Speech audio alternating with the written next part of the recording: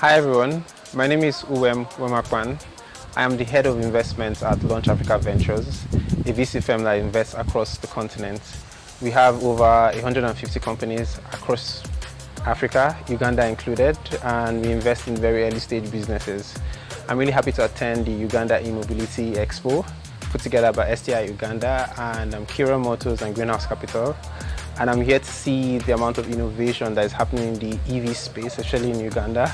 Last year I was opportune to be here just to get a taste of all the innovation and the manufacturing happening in Uganda, and this year I'm here again to see which of these companies I can potentially back and also expand their services across the continent, because we believe that EV is the future of logistics and transportation and we want to be part of that future. Thank you.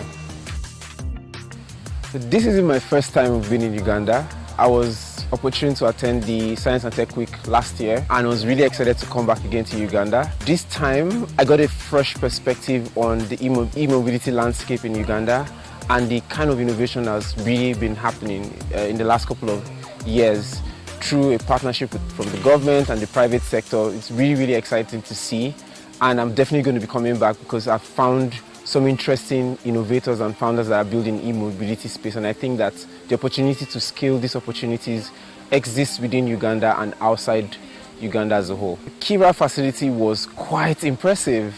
I loved every bit of what I saw, from the assembly line to the thought process behind even the buses, the design of the buses, to speaking to the engineers, to even seeing women working on site. So the technical talents that actually are doing the work, it was great and revealing to see the amount of effort that's been put into human capital development, from the staff and the engineers that work, to the facility as a whole, to even the buses, experiencing the buses, driving from Kampala to Jinja, to see that e-mobile or battery-driven buses can actually drive that distance in comfort. So it was really good seeing that and experiencing it. I think it's utility. That's the most significant metrics I've seen in the Ugandan e-mobility space. You see that there is a need for it and people are actually embracing it. We went to the Zembo, we saw Zembo, we saw GoGo, we saw that people were actually acquiring these bikes. We saw people actually come and swap their batteries. So there is a significant use case, and not just that, people are actually able and willing to pay for these products either through financing or just through their own finances. So it is really impressive, and I think that hopefully next year we'll see more people using these EVs. We'll be able to experience the Kira buses right from the airport down to Kampala, because I think that that's one way that you can constantly introduce the world to Kira, by ensuring that right from their first touch point at the airport is a Kira motor down to wherever they're going to be staying in town. I think Uganda will be the e-mobility destination for Africa. We've seen similar plays across the continent, and especially in East Africa, which is, well done to East Africans. From Kenya to Rwanda, we've seen the drive to actually build a e-mobility ecosystem. However, the Ugandan approach is quite different. We're seeing that there is a lot of manufacturing happening here. There's a lot of value addition, taking the steel, taking the kits and putting it together and creating something more valuable.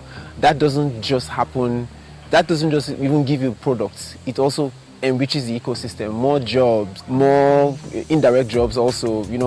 So in the end, I think that Uganda is going to be the destination for the e-mobility space on the continent. When people want to learn how to build their ecosystem, I'm very sure that Uganda is going to be the first place in Africa that they will always want to come to. I'd like to thank firstly the Ministry of Science and Technology and Innovation. Without them, we will not be here. I'd like to also thank Greenhouse. Greenhouse Capital has been such a great partner in the ecosystem and great friends also.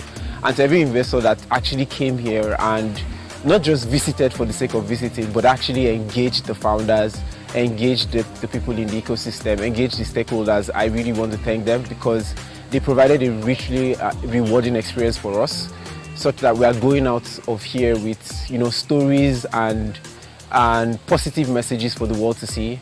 And I'm very sure that the next time this is held, we are going to bring more people to come experience the ecosystem.